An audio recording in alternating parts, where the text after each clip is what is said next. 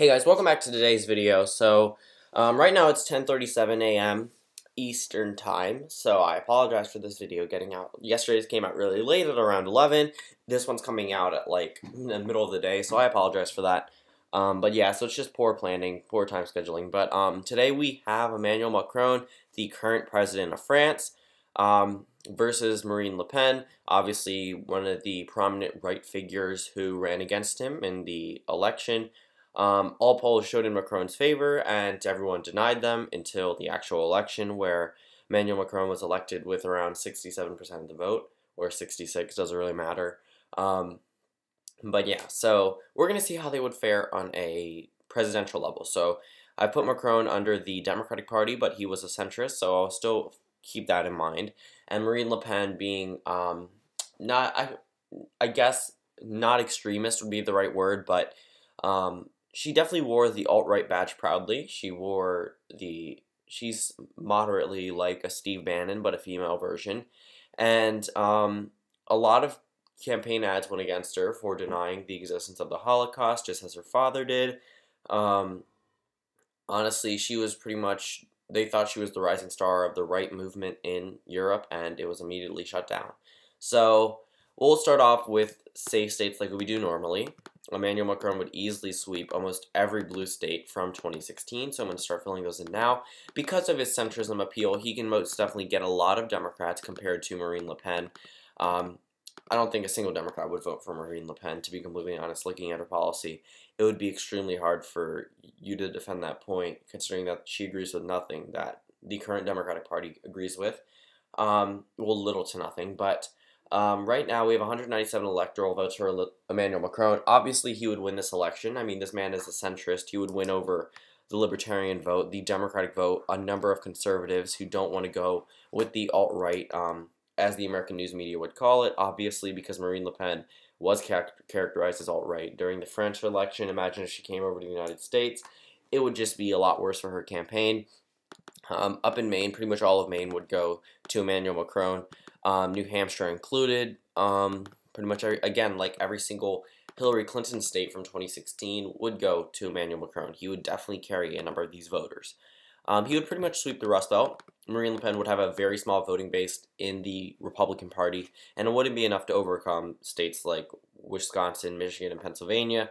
Same thing down in Florida. These are toss-up states. These are states that will likely go to the Democrat, Emmanuel Macron, or the centrist in this scenario, because of the fact that he is a centrist. He can better appeal to almost all of the independent voting base, the Democratic voting base most definitely, and carry over a number of Republican voters just based on the fact that they don't want to vote for the alt-right candidate, and he's more of a centrist, meaning he's more of an independent, not a hardcore Democrat as Republicans would put it as a Pelosi puppet.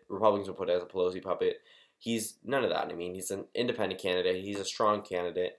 So yeah, he would win a number of states that would be previously characterized as toss-ups. So states like North Carolina, Ohio, Iowa, all would go into his column. And don't forget about Arizona, Georgia, a number of these states. Now, states that Marine Le Pen, I'm really not seeing any red in a number of these swing states. So states that she would win, she would probably carry Idaho, Wyoming. Nebraska's pushing it for completely, so he would carry one electoral vote from Nebraska. South Dakota, North Dakota, Montana have become increasingly more partisan, but it's getting really hard to show. South Dakota, North Dakota, possibly, but after the swing in the 2017 special election, I'm going to give that one to Emmanuel Macron. Over in Utah, I would still give that one to Marine Le Pen. Utah really didn't like Donald Trump, but it wasn't for the reasons about policy. It was the reason about the way he acted, and the way he represented the Republican Party. Over in Alaska, they currently have an independent governor. I think that voting base that got him elected would definitely get Macron in the White House. Over in Texas, I would see that easily going to Emmanuel Macron. Kansas, possibly. Oklahoma, probably. Arkansas, Louisiana, probably would go to Marine Le Pen. Mississippi, Alabama, Tennessee, Kentucky, South Carolina, and West Virginia. But Indiana and Missouri I see going to Emmanuel Macron. So the final electoral map gives Marine Le Pen 98 electoral votes compared to Emmanuel Macron's 440. Again, a lot of people have said that Marine Le Pen would be much more competitive, but if you look at the way her policies are laid out, she would turn off a number of people in the Republican Party. She would turn away all Democrats, obviously. She would turn away all independents compared how extreme her policies are compared to Macron's. He obviously looks like the more bipartisan candidate, someone who's willing to work across sides. Honestly, I don't see a pathway to victory for Le Pen at all. In fact, I see a devastating landslide defeat for her. Some of you may say that this is biased towards Democrats, but this man is a centrist. If you just look at the way the French election turned out, it would probably be a similar scenario in the United States. So, just to recap, final electoral map, 440 electoral votes for Emmanuel Macron, 298 for Marine Le Pen. Thank you guys for watching this video, and I'll see you all tomorrow.